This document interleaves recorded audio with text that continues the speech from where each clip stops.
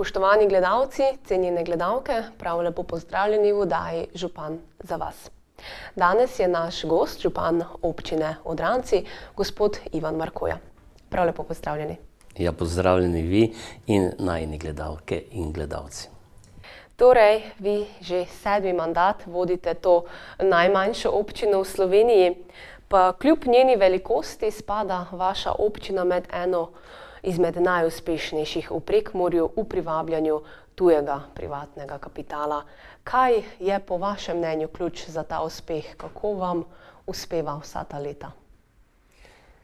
Saj večina ljudi ima male stvari rad, recimo male živali, male okraske in te stvari, in verjetno so si ti investitorji potem tudi našo občino vzeli za malo in jo imajo radi prihajajo. In mislim, da je naša sposobnost se prilagajati tem ljudem tisto, kar je prevagnalo, da smo mi do zdaj pripeljali v Odrance že 4 tuje in enega domačega investitorja. In ravno danes prihaja 5. tuji investitor, ki je odkupil eno prazno halo, in tako da bomo v letošnjem letu že imeli tuje investitorje iz Avstrije, Italije, Nemčije in sedaj prihaja tudi še investitor iz Švice. Nam lahko o tem investitorju zaupate mogoče kaj več? Ne dosti kaj več, ker je komaj to začetek, torej halo je danes odkupil in bo v roku kakega 2 meseca ali kaj začel tudi proizvodnjo. Tu bo zaposlil v prvem koraku okrog 20 ljudi, potem bo pa širil proizvodnjo, ker bo tudi zgradil dodatne hale in se bo seveda njegova dejavnost širila, seveda je pa to odvisno od njega in od vseh tistih faktorjev, ki bodo temu pripomogli ali pa ne pripomogli. Predvsem gre tu za kvalificirane delavce, ki bodo v tej tovarni delali. Pa mogoče, če nadaljujeva z vašim letošnjim proračunom, v njem imate začrtane kar številne investicije, kar 4.150.000 evrov prihodkov je začrtanih. Katere investicije bodo ta glavne v letošnjem letu? No, proračun je pač taki, kot smo si ga zamislili, realnost bo verjetno druga, saj imamo v tem proračunu kar 2 večji postavki, ki sta nekako v oblakih. Približno 1 milijon pričakujemo na sredstva za obnovo čistilne naprave in približno 1 milijon pričakujemo od prodaje stvarnega premoženja. Ne bomo vsega tega porabili, ampak bomo čez 1 milijon ali kaj prenesli preko rezerve v naslednje leto, ker prave investicije iz tega naslova bomo pa začeli v naslednjem letu. V tem letošnjem letu bomo začeli z obnovo čistilne naprave, ki je začela nam počasi pešati. Če je še v solidnem stanju, ampak kljub temu, tako da računamo, da bomo kakšen 1.100.000 evrov letos namenili za obnovo čistilne naprave. Potem končujemo en projekt izgradnje žarnih zidov na pokopališču, ki je pred zdajci, da bo dokončan sigurno v mesecu maju. Potem se bo te dni začela izgradnja ulične razsvetljave v magistralni cesti. Okrog 100.000 evrov smo namenili za nakup zemljišč, stavbnih zemljišč za širitev centra vasi ali občine. Tako da kar nekaj stvari je že v teku. Največ pa pričakujemo seveda od komasacije, ki je že v teku, in neki njen zaključek bo nam dal osnovo in možnost za to, da bomo lahko začeli nove investicije, pa dvomim, da se bo to leto začelo. Namreč gre za širitev traktorskih in kolesarskih stez proti Bistricam in proti Melincem in za zgradnjo obvoznic do Odranec, saj ena obvoznica bo šla iz smeri Bistric, ena pa iz smeri Lipe. Namreč ugotavljamo, da so naše vaške ulice preobremenjene z avtomobili zjutraj v konicah in popoldne, ko delavci odhajajo iz naših tovarn, in zaradi tega torej smo si zamislili, da bomo naredili obvoznice, da se bo tega prometa rešila vas. Vendar pri tej obvoznici bo verjetno potrebno sodelovanje z ostalimi sosednjimi občinami. Ne, vse to poteka po našem kadastrskem območju, s tem samo, da pred vasjo se bo zavilo na te obvoznice in se bo prišlo v industrijsko cono mimo vasi. Pa če se mogoče vrnemo nekoliko na žarne stene, povedali ste, da se dela nekako končujejo. Koliko mest bo sedaj v končni fazi in kolikšno je tudi zanimanje strani vaših občankov in občank? Pa do zdaj nismo, ne vem kak na veliki zvon dajali kakšne ponudbe ali kaj za te žarne grobove, razen to, kar ljudje vidijo. V tem kompleksu je zaenkrat 126 teh celic za žarne grobove. To je za približno, so lahko 4 žare, tako je to nekaj čez okrog 600 mest je za žare tu. Končujemo zdaj to, mislim, da bo to v mesecu maju končano in takrat bomo, oziroma v tem času bomo morali tudi sprejeti novi odlok o pokopališkem redu. In v tem času se bo tudi nekako to začelo zbirati te ponudbe, povpraševanja za najem teh žarnih grobov, pa bomo videli, kako bo. Omenili ste tudi ureditev centra vaše vasi. Kaj vse načrtujete, nam mogoče lahko kaj zaupate? Ja, to že kar nekaj let čakamo na to, da bi se začele prodajati gradbene parcele, ki so sedaj prazne, da bi jih občina odkupila in na tem mestu zgradila neki lepi center vasi z nekimi zgradbami, ki spadajo v taki center, vendar še vedno pričakujemo, da se bodo lastniki odločili za prodajo oziroma da bodo končani zapuščinski postopki. In mi smo v letošnjem proračunu tudi predvideli 100.000 evrov za nakup teh parcel. Pa mogoče, če še pogledamo malo v lansko leto, je od takrat ostala tudi kakšna investicija, kakšen cilj neuresničen, neizpolnjen?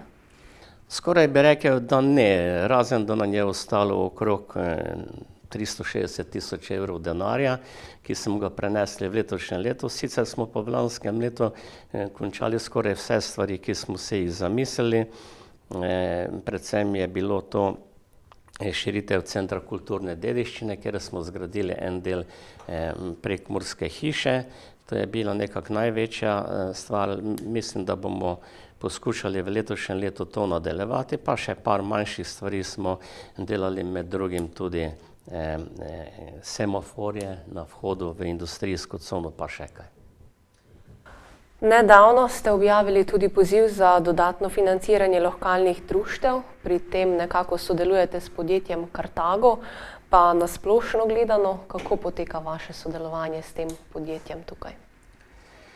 No, mi smo se že pred 3 leti dogovorili z podjetjem Kartago, da bo vsako leto prispevalo 20.000 evrov za delovanje naših društev.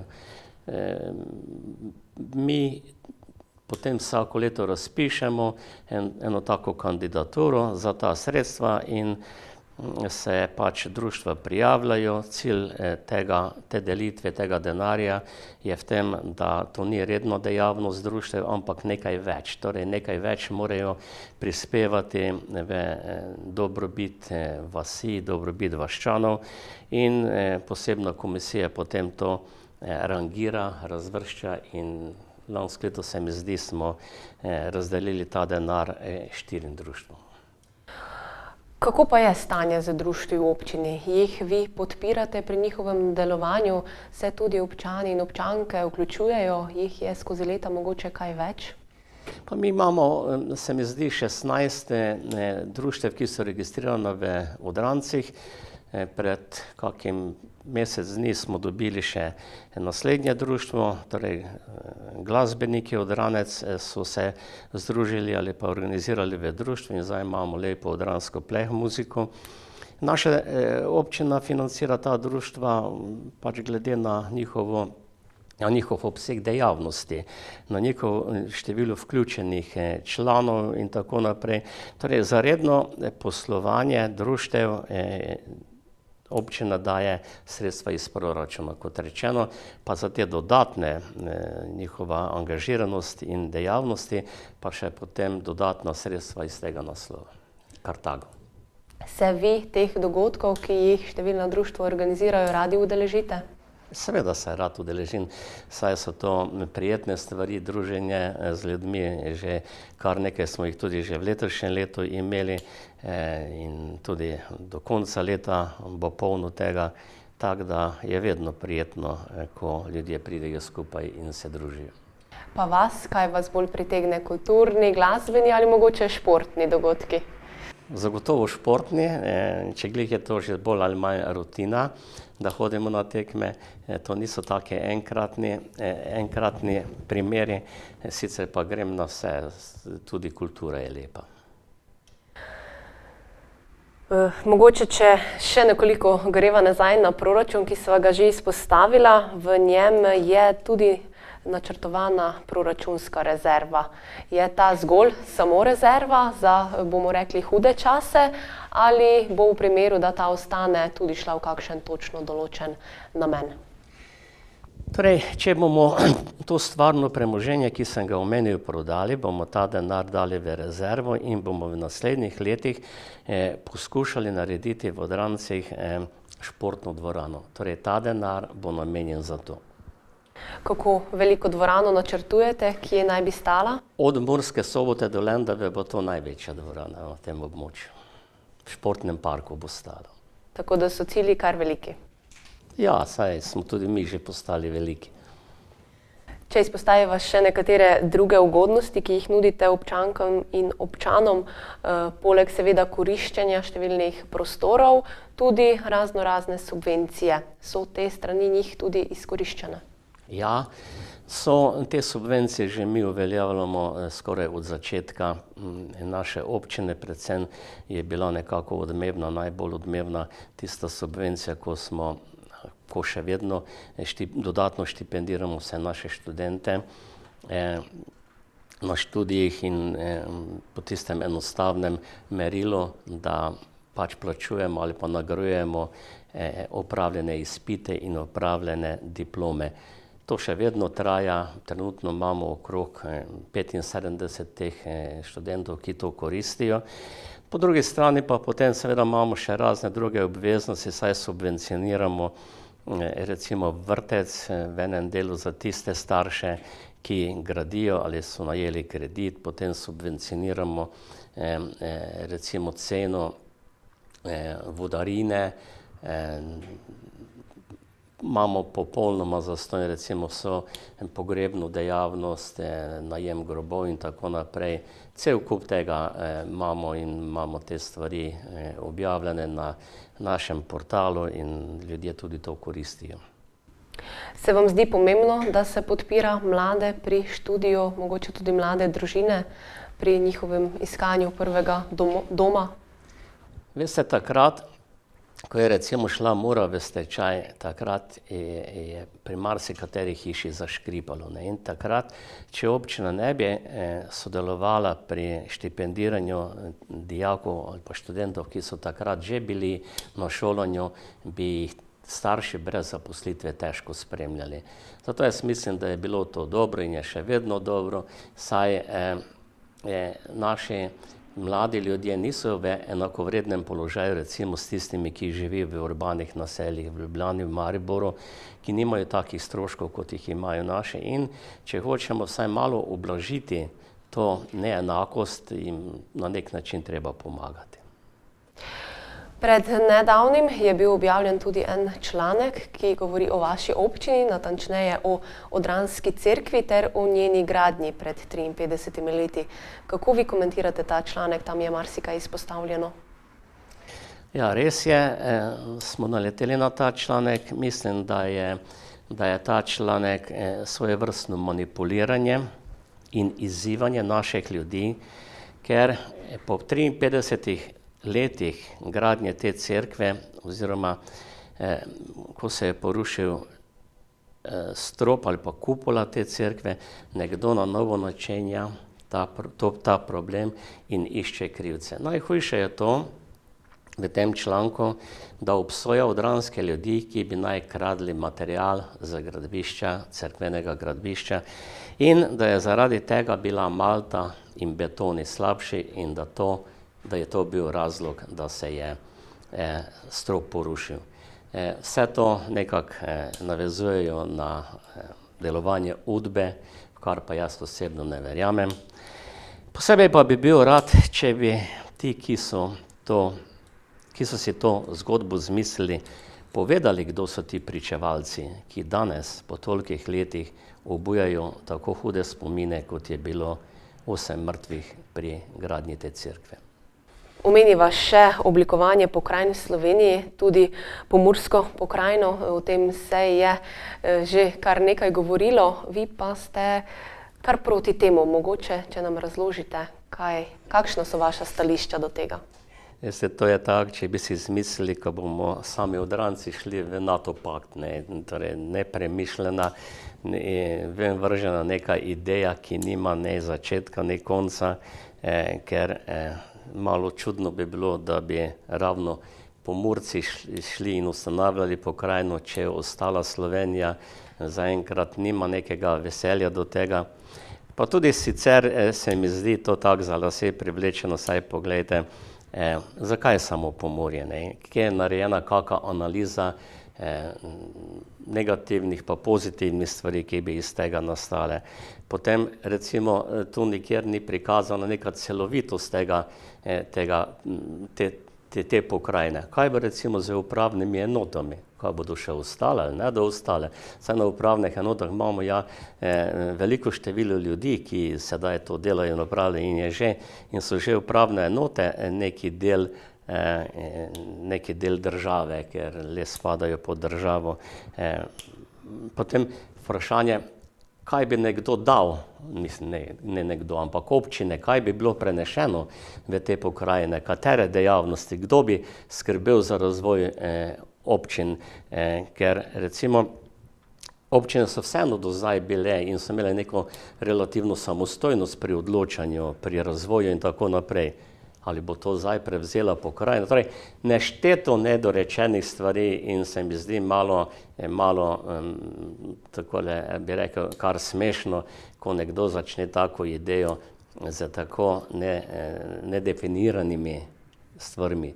In če mene to pač zanimajo te stvari, pa mi nihče ne odgovori, potem vidim, da to nekako ni ravno v pravem času prišla ta ideja na videlo. Zdaj, tu v vaši okolici imate kar nekaj novih županov, občina Beltinci, občina Črenšovci. Ste se mogoče s katerimi od teh sestali, načrtujete v prihodnje kakšne morebitne skupne investicije? No, to zaenkrat ne, ker tudi nekih razpisov za tako sodelovanje ni. Sem se z njimi seveda srečal, poleg teh dveh, ki ste mi omenili, je tu še novi župan v Turnišču. Pripravljamo se na to in svoj čas je bil narejeni projekt, da bi skupaj naredili recimo predvsem čistilne naprave. Tu se zdaj nekaj dogaja, potem je na začetku bilo, da bi to delale 3 občine skupaj, Turnišče, Odranci in Črenšovci, vendar je zdaj to nekako zaradi pomanjkanja ali pa nerazpisanih sredstev zastalo. Kaj drugega pa ne vem, saj imamo te stvari, ceste pa te zadeve imamo urejene, kaj se bo pa vnaprej dogajalo, pa težko povem, ker sam ne vidim, da bi še kakšne skupne projekte delali.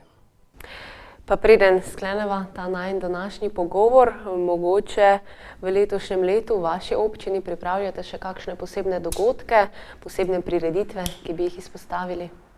No, običajno tisto Ajdovo noč, ki je neki centralni ali pa največji dogodek, ki ga pri nas imamo v enem letu. Torej ta Ajdova noč se bo pri nas odvijala v drugem vikendu v juliju. Zopet bo zanimivo, mnogo čega se bo dogajalo, veselo bo in še sedaj vabim seveda gledalce, da se takrat teh naših prireditev udeležijo.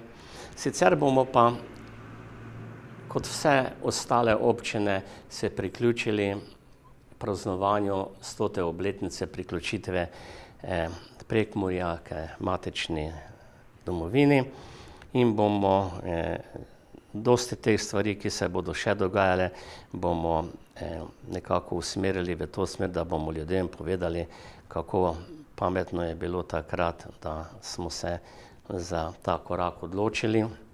Torej ne mi, ampak naši predniki. Kaj drugega pa ne, imamo pa teh prireditev cel kup, pa jih ne bi zdaj našteval. Mi vam seveda želimo tudi v prihodnje uspešno in dobro delo, da bodo investicije uspešno dokončane, vse, ki ste si jih zastavili. Od vas, spoštovani gledalci in spoštovane gledalke, pa se poslavljamo. Srečno!